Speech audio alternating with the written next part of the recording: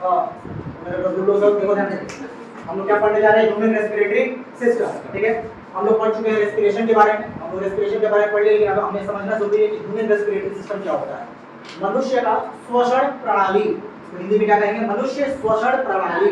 क्या कहेंगे, मनुष्य का श्वसन प्रणाली। ठीक है, इंग्लिश में उतना काफी है, ह्यूमन रेस्पिरेटरी सिस्टम। ठीक है, अब ह्यूमन रेस्पिरेटरी सिस्टम के अंदर हमने ये समझा रेस्पिरेशन का मतलब क्या होता है कि ग्लूकोज को एनर्जी में कन्वर्ट करना, ये तो हम अच्छे से समझ चुके हैं। ठीक है, अब हमें ये समझना है कि आखिर ऑक्सीजन हमने अपने अंदर लिया कैसे, और वो ऑक्सीजन लंग्स में जाने के बाद ब्लड में कैसे गया, और ब्लड के थ्रू सेल्स में कैसे पहुंचा, और सेल से कार्बन डाइऑक्साइड वापस कैसे आया ब्लड में, और फिर ब्लड में उसको वापस लंग्स में लेकर आया, और लंग्स में वापस ले आने के बाद हमने उसे क्या कर दिया, बाहर निकाल दिया। ये पूरा का पूरा प्रोसेस हुआ कैसे। एनर्जी निकलने वाला कहानी हम लोग समझ चुके हैं, अब हमें बस वो वाला कहानी समझना है कि ऑक्सीजन को अंदर लेना है लंग्स में, और लंग्स के थ्रू ब्लड में, और ब्लड के थ्रू सेल्स में। ठीक है, अब ध्यान से देखो, सबसे पहला जो हमारा पार्ट निकल रहा है वो है ब्रीदिंग। क्या आता है, ब्रीदिंग। ब्रीदिंग मतलब सिंपल सा होता है सांस लेना, और एक बात हमेशा याद रखना, breathing is a part of, it is a part of respiration, it is a part of respiration, it is a part of respiration.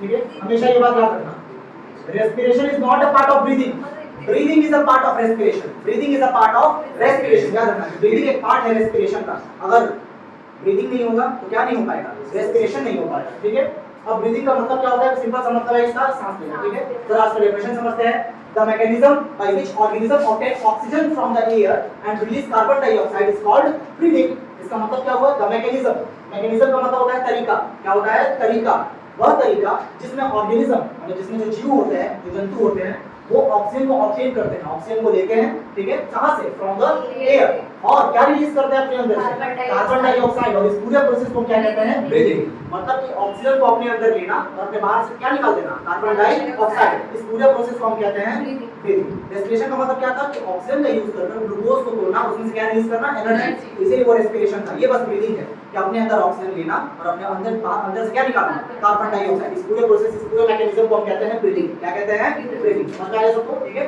अब breathing is a physical process. Breathing कैसा प्रोसेस है, फिजिकल प्रोसेस है, याद रखना।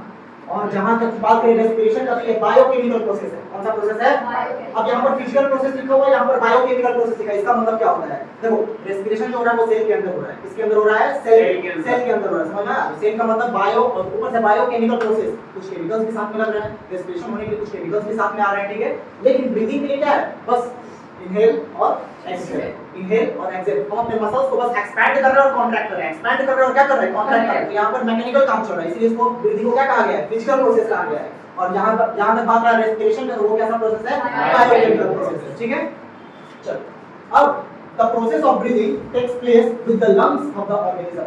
अब ये जो breathing वाला प्रोसेस है, ये कहां पर टेक्स प्लेस करता है, लंग्स में। हमारे पास फेफड़ा है भाई, अभी हमने देखा कि अलग-अलग जानवर के पास अलग-अलग रेस्पिरेटरी सिस्टम है, लेकिन मनुष्य के पास क्या है, मनुष्य के पास है लंग्स है। क्या है, लंग्स। ठीक है, अब ब्रीदिंग के अंदर दो टर्म आते हैं, ब्रीदिंग के कितने टर्म आते हैं, दो टर्म, एक है इनहेलेशन और दूसरा क्या है, एक्सहेलेशन। तो बच्चों तुम लोगों को याद होगा, तो तुम लोगों को दूसरा नाम भी बताए थे इनहेलेशन का। इनहेलेशन का दूसरा नाम क्या बताया था तुम लोगों को, इंस्पायरेशन। क्या बताए थे, इंस्पायरेशन। ठीक है, याद रखना बाबू, इनहेलेशन का मतलब इंस्पायरेशन भी होता है, और एक्सहेलेशन का मतलब क्या होता है, वेरी गुड। ठीक है, एक्सहेलेशन का मतलब होता है एक्सपायरेशन। क्या होता है, एक्सपायरेशन। चलो देखते हैं कि इनहेलेशन और एक्सहेलेशन का मतलब क्या होता है। ठीक है, इन ब्रीदिंग मतलब कि सांस लेने की प्रक्रिया में वी टेक इन ऑक्सीजन, हम अपने अंदर क्या लेते हैं, oxygen, and give out carbon dioxide, और बाहर क्या देते हैं, कार्बन। देखा तो क्लियर है, अपने अंदर ऑक्सीजन लेना है और क्या बाहर देना है, कार्बन डाइऑक्साइड। ठीक है, अब the taking in of oxygen rich air, याद रखना कि अपने अंदर लेना वैसा हवा जो भरा हुआ है किस चीज से, ऑक्सीजन से। हम डायरेक्ट ऑक्सीजन नहीं ले पाते, हम डायरेक्ट ऑक्सीजन थोड़ी लेंगे, हम हवा अपने अंदर लेंगे जो भरा हुआ होगा, किसके साथ, ऑक्सीजन से भरा हुआ होगा। ठीक है, तो जब हम एक हवा अपने अंदर लेते हैं जो कि भरा हुआ है ऑक्सीजन से, तो इस प्रोसेस को हम कहते हैं इनहेलेशन। क्या बोलते हैं, जब हम हवा अपने अंदर ले रहे हैं और वो हवा किस चीज से भरा हुआ है, ऑक्सीजन से भरा हुआ है, तो हवा अपने अंदर लेना जो कि तुम्हारा ऑक्सीजन से भरा हुआ है, इस प्रोसेस को हम कहते हैं इनहेलेशन। ठीक है, और एक्सपेलिंग एयर, और हवा को बाहर निकालना जो भरा हुआ है कार्बन डाइऑक्साइड से, और हवा को बाहर निकालना जो भरा हुआ है किस चीज से, कार्बन डाइऑक्साइड से, इस प्रोसेस को हम क्या कहते हैं, एक्सहेलेशन कहते हैं। इनहेलेशन का मतलब कि सांस तुमने हवा अपने अंदर लिया जो हवा भरा हुआ था ऑक्सीजन से, और तुमने जो हवा बाहर निकाला वो भरा हुआ था किस चीज से, कार्बन डाइऑक्साइड से, इसको हम कहते हैं एक्सहेलेशन।